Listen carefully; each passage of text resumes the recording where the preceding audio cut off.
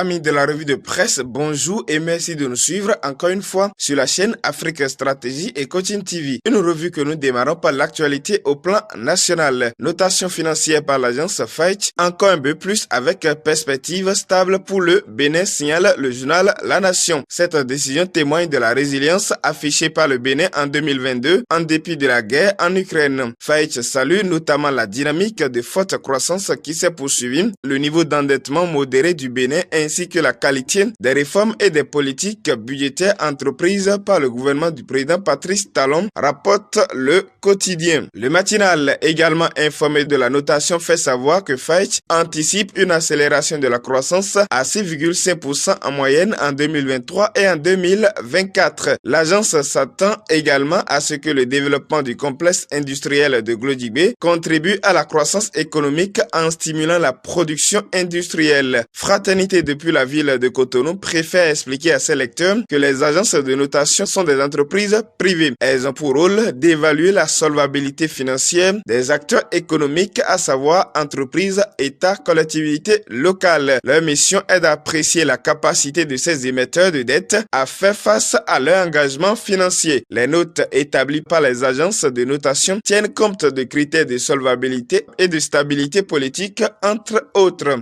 En termes simples, cette note permet aux emprunteurs de connaître la crédibilité de chaque État avant de leur prêter de l'argent. Notation ou pas, la Chine se joint au Bénin pour la sécurité du pays. Lutte contre le terrorisme au Bénin, la Chine fait don de drones de combat, titre en manchette Matin Libre. Selon le site Bénin Web TV, ces drones sont faciles à utiliser et équipés de lance-grenades et plusieurs autres munitions, ce qui permettra aux militaires béninois d'adapter leur intervention en fonction de la situation. La Chine, en offrant ce matériel, a souligné la qualité des relations entre les deux pays et s'est engagée à poursuivre sa coopération militaire avec le Bénin. Du côté du parti, les démocrates ont fait confiance déjà au gouvernement pour mieux lutter contre le terrorisme, mais on continue de réclamer la liberté des acteurs politiques. Exilés et prisonniers politiques, dont Aïvo et Madougou, le parti Les démocrates initie une loi d'amnistie, renseigne Matin Libre. Les démocrates appellent le président Patrice Talon à s'engager dans l'aboutissement heureux de cette loi. Selon eux, l'adoption de cette proposition renforcera le bilan économique, politique et social du gouvernement, relève Bénin Intelligent. À en croire la Nouvelle Tribune, les démocrates invitent tous les acteurs à soutenir cette proposition de loi pour son aboutissement afin que les filles et fils de ce pays, jadis pays de paix, d'harmonie et de démocratie, retrouvent ces lettres de noblesse. Pression tous azimuts pour la libération de Madougou et Aïvo, une bataille perdue d'avance, note désespérément pour ça par le matinal. Au Tchad, à défaut d'une loi d'amnistie, le président fait grâce à plusieurs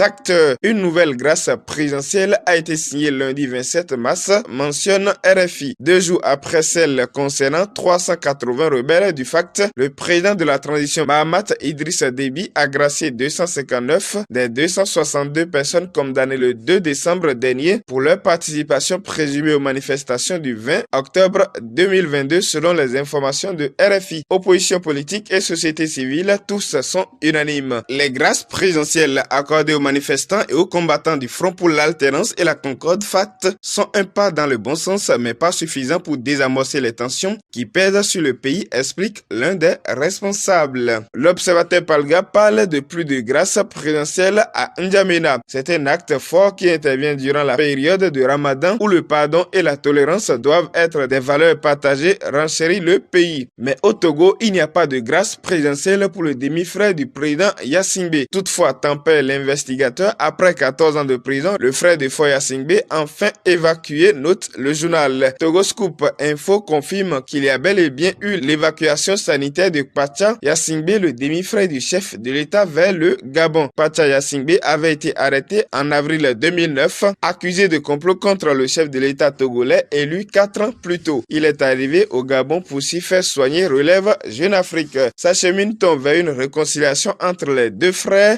Foy et Pacha Yassingbe, s'interroge le quotidien Le Pays. En tout cas, la probabilité n'est pas du tout mince que les deux frères se rabibochent, d'autant qu'entre Foy Yassingbe et Ali Bongo, les relations seraient excellentes. Les observateurs les plus optimistes jugent que cet événement familial pourrait être une occasion historique pour les autorités togolaises d'orienter leurs pratiques politiques vers plus de démocratie pour préserver l'unité du pays pays soupit RFI. À la une également, le Burkina Faso qui monte d'un cran dans sa riposte face à la menace terroriste. Vendredi soir, sur demande du président de la transition, le Conseil constitutionnel a publié un avis portant ordre de mobilisation générale et de mise en garde. Dans le même temps, le Conseil des ministres a décidé de déclarer l'état d'urgence dans 8 régions du pays à partir du 30 mars. Selon le gouvernement, renseigne RFI, cette décision permet de renforcer les moyens juridiques pour lutter contre le terrorisme. 22 provinces burkinabées sont ainsi concernées par l'état d'urgence. Cette décision est entrée en vigueur le 30 mars, souligne Wakat Sera. Parlons politique au pays de Macky Sall dans cette revue. L'opposant Ousmane Sonko est condamné à 2 mois de prison avec sursis pour diffamation contre le ministre du Tourisme, constate le site d'information CNews. L'opposant n'était pas présent à l'audience pour raison de santé, fait savoir les journaux sénégalais. Cette condamnation n'a pas fait perdre au leader de PASTEF son éligibilité, rappelle CNews. De la Cour des tribunaux de Dakar, ensuite sur les terrains de football. Le Bénin et le Rwanda se neutralisent à Kigali sur un score d'un but partout pour le compte de la 4e journée des éliminatoires CAN 2023. Cependant, le Bénin espère toujours remporter sur tapis vert à cause de l'alignement d'un joueur suspendu par les Rwandais. Les regards sont donc tournés vers la CAF. En attendant son verdict, 7 équipes sur les 24 ont déjà validé leur ticket pour la CAN 2023. Il s'agit de la Côte d'Ivoire, le Maroc, l'Algérie, le Sénégal, l'Afrique du Sud, le Burkina Faso et la Tunisie. Stop et fin pour cette revue de presse africaine. Conception, Jérôme Wenceslas Kako avec Guillaume Lofum depuis le studio comme la Bena Pouillon de Cotonou. Merci de nous avoir suivis.